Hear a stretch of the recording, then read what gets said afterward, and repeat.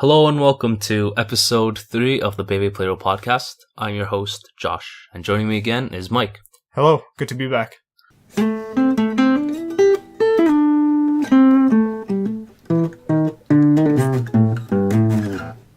And so in this episode, we will be talking about the tiny house movement.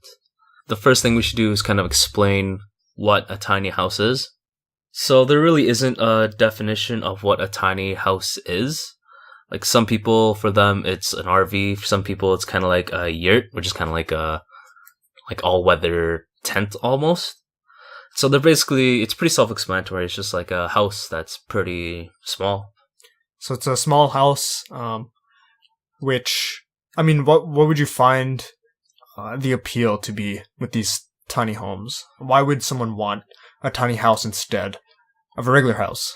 I think it comes down to a lot to do with money, for sure. Like, tiny houses are definitely cheaper, though sometimes they are more expensive per square inch.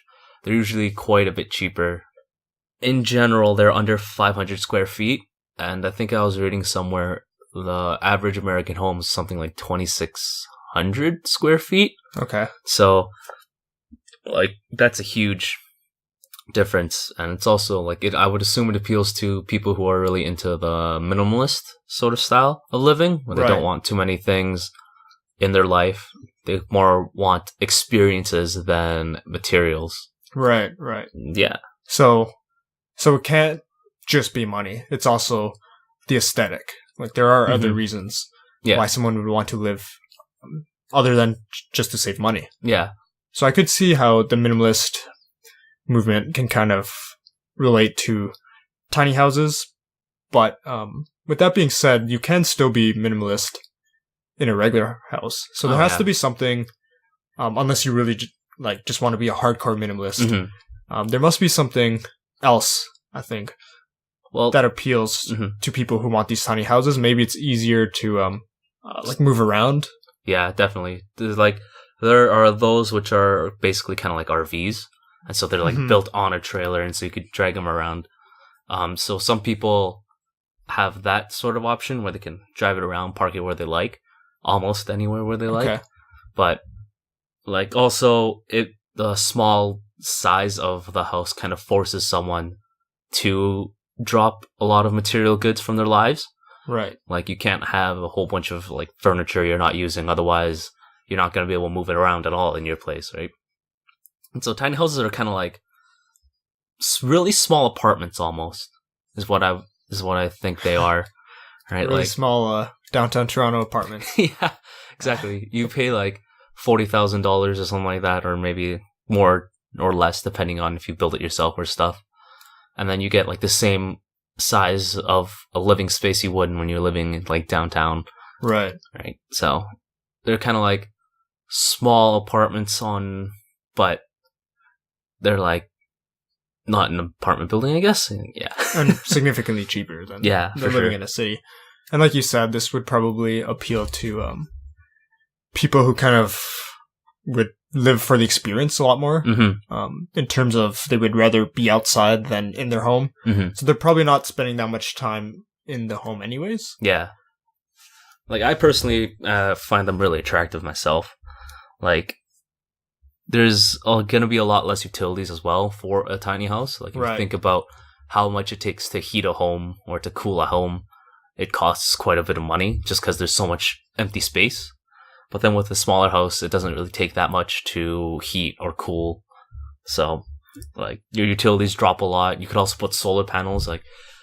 On a larger house, you have more area for solar panels, but then it probably uses a lot more energy than a small house would.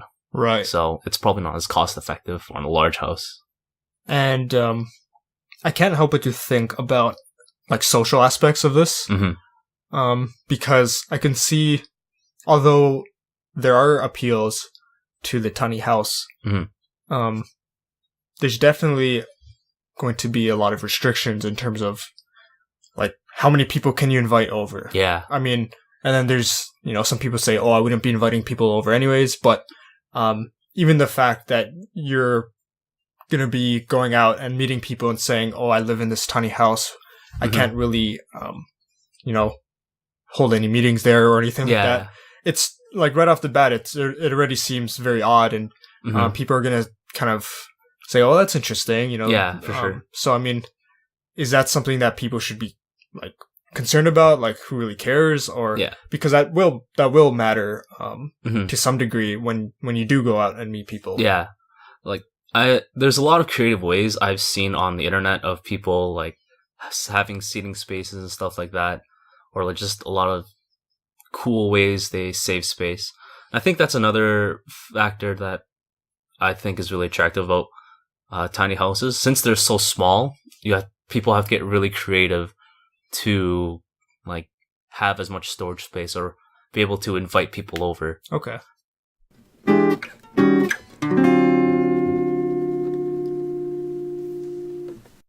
Where do you usually see these tiny houses? Because you said some of them travel like in RVs, but for the ones that don't, like you still have to be paying for like some sort of land. But where do you see where do you find these places? I mostly find these tiny houses online. Like I see them online, and they don't really seem to be in urban areas because I don't think the zoning and stuff like that and the laws and regulations have really kept up with what people want. Because I was thinking it'd probably be in more deserted areas. Yeah, for sure. In more like less urban areas, because there isn't really a lot of space to park like an RV in like downtown and stuff like that. Because everyone's building vertical, right? So that's where all the housing is. But a lot of the time they're further in like rural areas, I think. Or like at the edge of suburbs. I'm not really quite sure because they don't always say where they are when I look them up. But because sometimes it might just seem like they're in the middle of a forest or something. Yeah. You never really know. Yeah, and like some have their own piece of land which they park it. Some of them are in like the backyards of people's houses. Right. So and also it's really restricted by the zoning areas and stuff, like I said, because.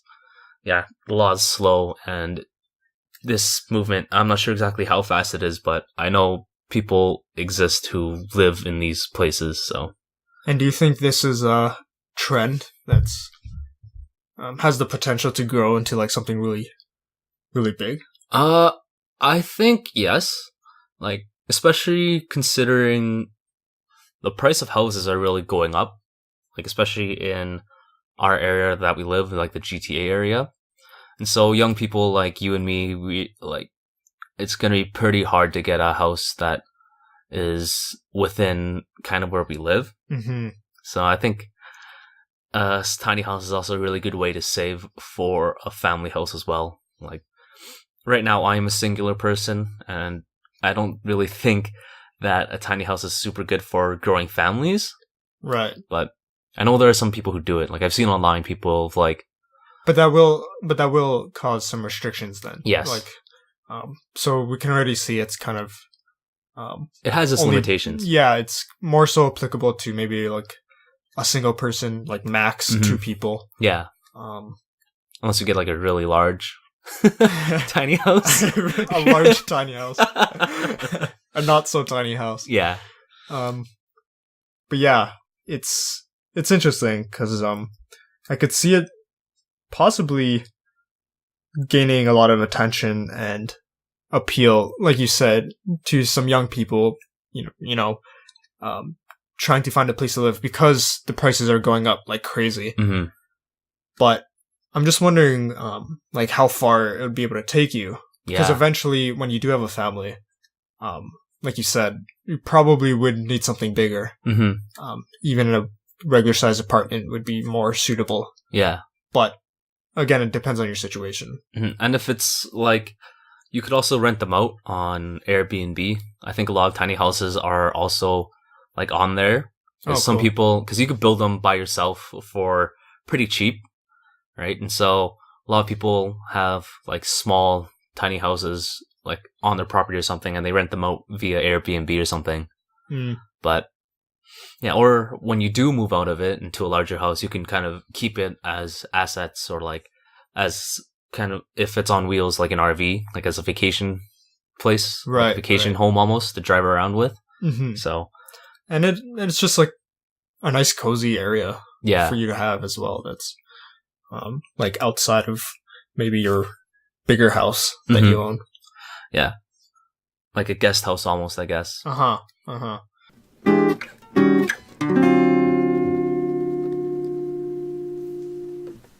And tiny houses do have basically everything you would want in a regular house. Maybe it's not all the things, or they won't be as good, but usually they have like your stove, your fridge, sometimes a washer dryer, depending on like how badly you want them. But most of the time, you're gonna have to like scale down your appliances.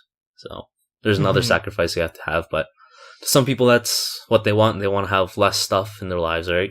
Yeah, and those sacrifices might not mean so much Mm-hmm. to certain people. Yeah, exactly. It's very much more of like a lifestyle choice. For sure. It's not just the aesthetic. Like you will be living with these restrictions, which some people are totally fine with. Mm-hmm. And I think that's pretty cool. And if this does get bigger, I like to see it, see how it affects basically the housing market Mm-hmm. for like regular houses and regular apartments. Yeah, for sure. So I know there's also been a lot of like small tiny house communities where it's kind of like a lot where a bunch of people kind of like park their tiny houses or build their tiny houses. cool. And so sometimes they'll have like a communal house overall, but then they'll have a bunch of smaller houses on the property. Mm-hmm. So those are really cool as well. I think that also really brings a really good community sense that I don't really think there is in like the suburbs or in the city. Like tiny houses kind of force you to leave because you can't spend a lot of time in it. I mean, you might be able to if all you're doing is like computer stuff, but like you probably don't want to spend all of your time in a tiny house because you just not enough space or something. Yeah, there's not a lot of space and not a lot of. I mean, depends what you do, right? Because some people, if they're like a writer or something, that might just only have to stay in one spot for long periods of time. So it kind of depends. And I also think, like, I feel like it's more than just like being a hippie, you know, that wanting to live in a place like this. There's just definitely some sort of nice coziness, and like you said, a community kind of setting that seems like, you know, it might sound crazy at first, but when you think about it, is it really that crazy? Yeah, like how much space do you actually need to live? Right? Kind of living in that mindset of, okay, yeah, we grew up in these, you know, semi-large houses. We live in the suburbs where there's a lot of space, but we're also living in a first world country. Yeah. Where it's kind of like, do we really need this luxury to survive? Exactly. Obviously, you know, do I need that fourth TV? Yeah, and like that, you know, these empty rooms in our houses that are just used to store stuff that we don't need. Yeah, exactly. Stuff like that. That's what it's like at my place. There's a lot of junk just laying around. But so yeah, like thinking about it a little bit more, it seems like there's quite a few definite benefits. But again, can you live with the restrictions? Yeah. That's something people will have to figure out for themselves. And I guess one thing we should also say is that tiny houses also have a lot less cleaning, which I think is really great. Yeah, that's definitely another benefit. Like, they also might get dirty a lot faster, but I'm kind of lazy and don't like cleaning, but, you know, less cleaning is good. Yeah, I mean, at least...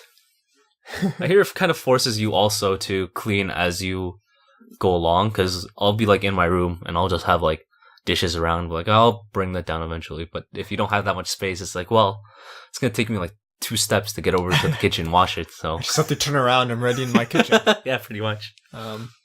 Yeah, like, at least for me, because I grew up in a house with, like, a fairly large sized basement. My room isn't too large, but But because I'm a musician, I have a lot of music equipment that I kept in my basement. Mm-hmm. But then my computer and everything else, my bed, would be in my room. I'll be in the top floor. So, okay, yeah. I'm saying it's pretty cool. I basically had 2 rooms, a lot of space. Mm-hmm. But in the same time, a part of me did want that kind of like cozy, have everything in one spot type of feeling where, I can just turn my chair around, there's my guitar, turn my chair around, there's my computer. Yeah. Turn it one more time, I can just jump on my bed right there. Like, I think that's pretty cool, and that's why I particularly liked when I lived in the city, downtown Toronto, for a bit. Mm-hmm. Not a large apartment, but I was able to get that kind of cozy feeling, and I really enjoyed that. Mm-hmm. So I can see, if people feel that same way, these tiny houses, I mean, with the exception of them being in more rural areas, like, definitely has that benefit of everything you need in one small area, and it just feels good. Yeah, for sure.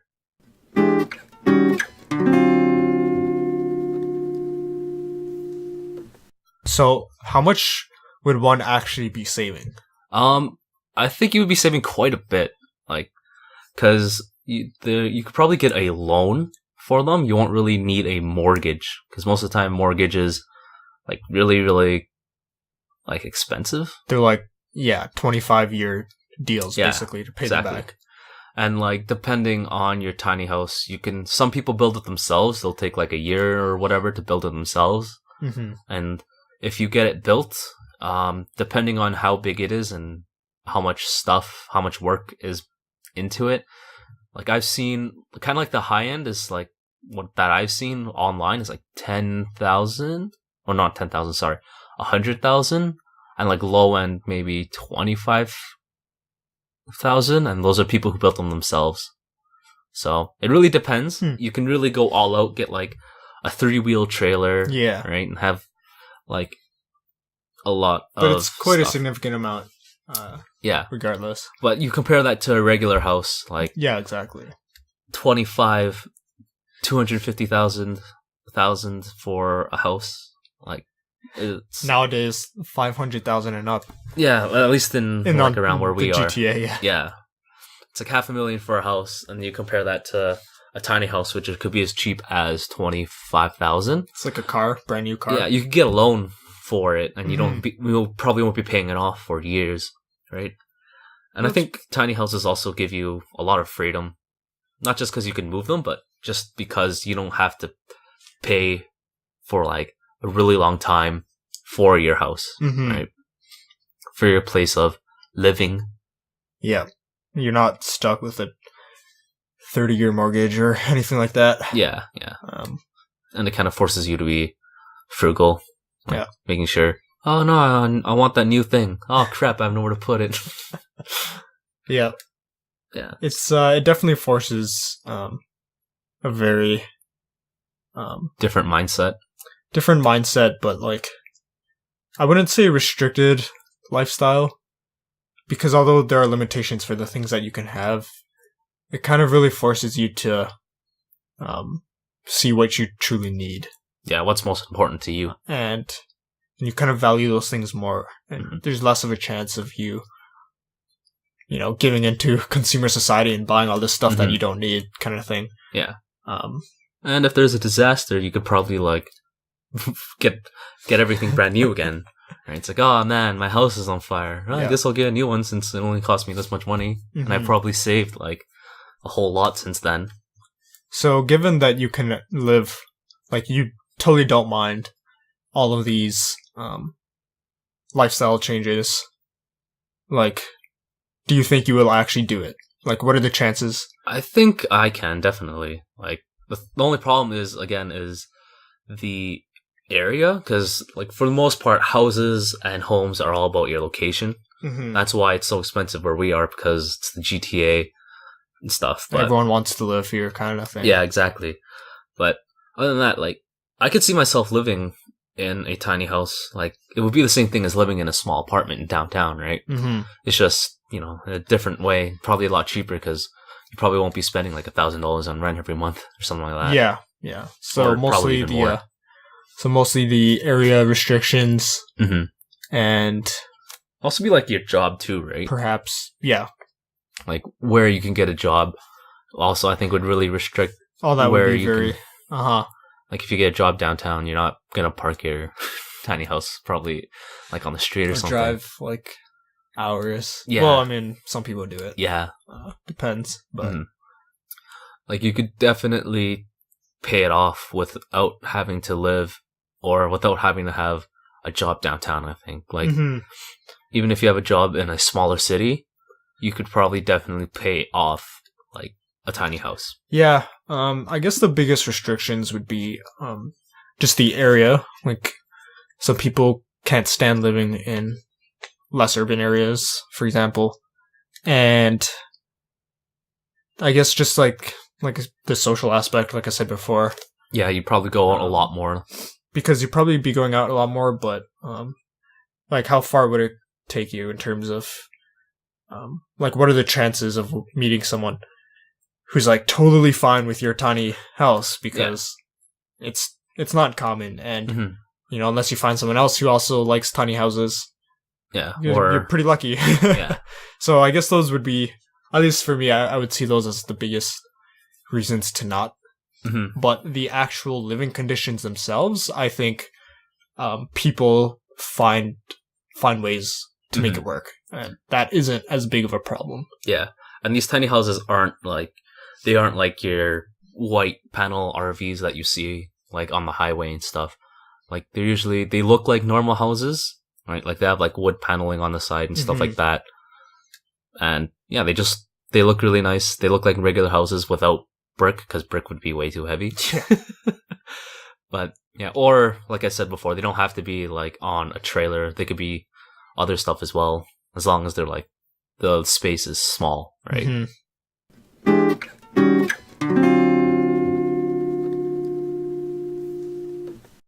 So you know my opinion on it. I'd be super down to live in a tiny house. What about you, Mike?